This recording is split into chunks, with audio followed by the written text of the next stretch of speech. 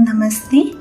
मैं फिर से हाजिर हूँ एक और नई रहस्यमय कहानी के साथ। तो चलिए बिना किसी देरी के हम कहानी को शुरू करते हैं।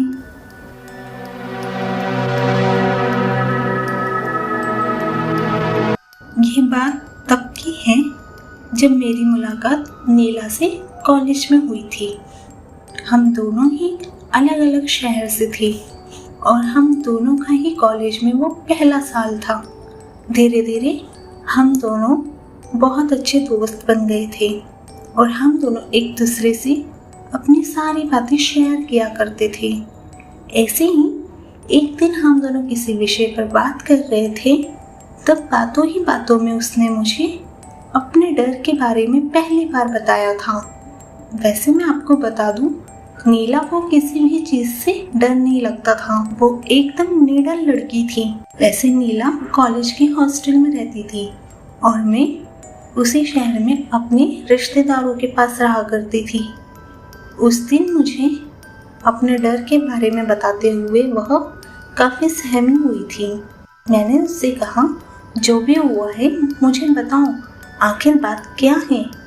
तब उसने मुझे डरते हुए बताया, जब रात को 2 बजे अचानक मेरी नींद खुली तो मैंने देखा कि काला साया मुझे ही देख रहा है।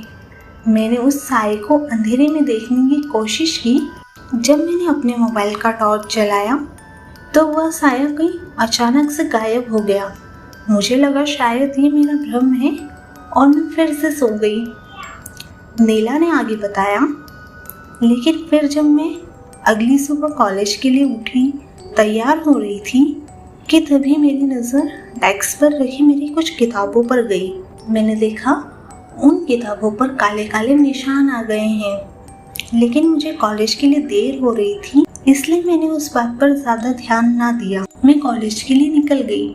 फिर शाम को कॉलेज खत्म करके मैं अपने रूम में आ गई और काफ़ी थके होने के कारण मैंने सोचा नहा लेती हूँ। जब मैं नहा रही थी तभी मैंने ध्यान दिया कि मेरे शरीर पर वैसे ही निशान हैं जैसे मैंने उस किताब पर देखे थे।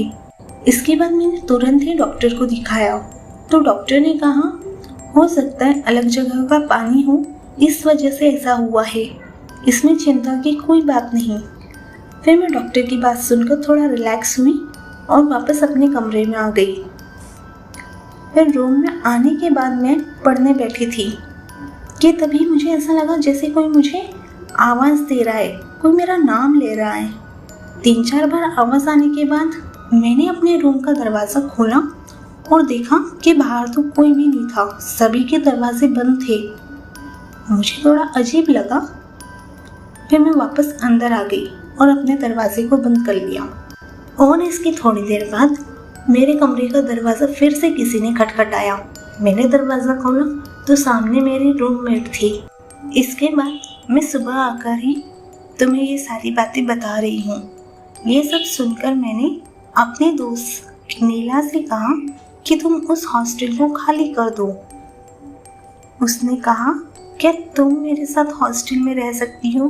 उसने कहा, अभी तो मैंने अपने सारे पैसे हॉस्टल के ही कमरे में लगा दिए हैं और मेरे पास एक्स्ट्रा पैसे भी नहीं हैं। तब मैंने अपने दोस्त नीला से कहा, मुझे तो आज अपने शहर किसी काम से जाना पड़ेगा। मैं 2-4 दिन में वापस आ जाऊंगी और फिर तुम्हारे साथ हॉस्टल में रहूंगी।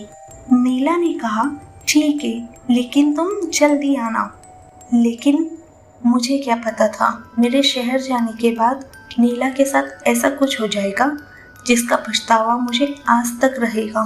कहानी में आगे बढ़ने से पहले प्लीज़ आप सब मेरे चैनल को सब्सक्राइब कर दीजिए।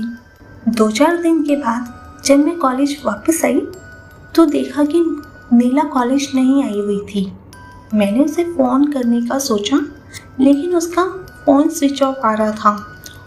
और इधर कुछ दिनों से मैंने अपना मैसेंजर भी चेक नहीं किया था। जैसे ही मैंने अपना मैसेंजर ओपन किया तो देखा उसमें नीला के काफ़ी सारे मैसेज आए हुए थे। उसमें लिखा था कि मैंने तुम्हें कई बार कॉल करने की कोशिश की, लेकिन तुम्हारा कॉल लग ही नहीं रहा था, इसलिए मैं तुम्हें मैसेज करके कुछ बताना चाहती हूँ। मैंने उसका मैसेज बहुत ध्यान से पढ़ा उसमें लिखा था, मैंने अपनी सारी कहानी अपने डायरी में लिख दी है। मैं आपको बताना भूल गई, नीला को डायरी लिखने की आदत थी। वह अपनी डायरी में हर एक बात लिखा करती थी। आगे नीला ने मैसेज में लिखा था, उसने वह डायरी अपने हॉस्टल के कमरे के सामने लगे पेड़ के नीचे फेंक दी है। नीला के ये मैसेज को पढ़कर मैं तुरंत उसके हॉस्टल के कमरे के सामने लगे पेड़ के पास पहुंच गई। पेड़ के नीचे मुझे उसकी वही डायरी मिली। मैंने देर न करते हुए उसकी डायरी को पढ़ना शुरू किया। नीला ने डायरी में लिखा था, आज मैं वापस रात में हॉस्टल के कमरे में आई तो मैंने वहाँ पहुँचकर देखा मेरी रूममेट वहाँ नहीं थी और मेरा सारा सामान भी अस्त व्यस्त था। मेरे सारे कपड़े फैले हुए थे। ये सब देखकर मुझे बड़ा गुस्सा आया। मैं अपने कमरे की ऐसी हालत देखकर सीधे हॉस्टल के मैनेजर को शिकायत करने गई। मैंने मैनेजर को अपना रूम नंबर बताया और कहा मेरे रूममेट ने ही ये सब किया होगा। मैनेजर ने रजिस्टर निकालकर रूम नंबर की लिस्ट निकाली और उन्होंने जो कहा उससे तो मानो मेरे पैरों के तले से ज़मीन ही खिसक गई हो।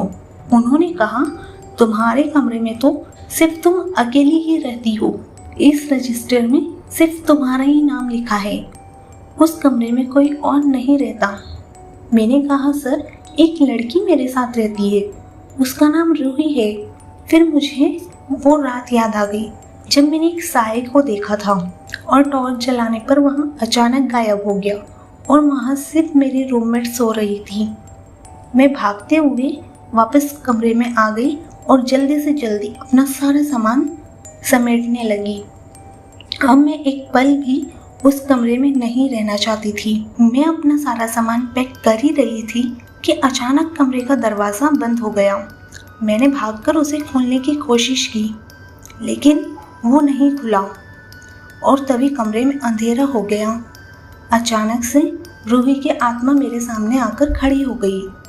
मैं बहुत ज़्यादा डर गई और डर के मारे भागकर बाथरूम में बंद हो गई और टॉर्च जलाकर अपनी डायरी में ये सारी बातें लिख रही हूँ।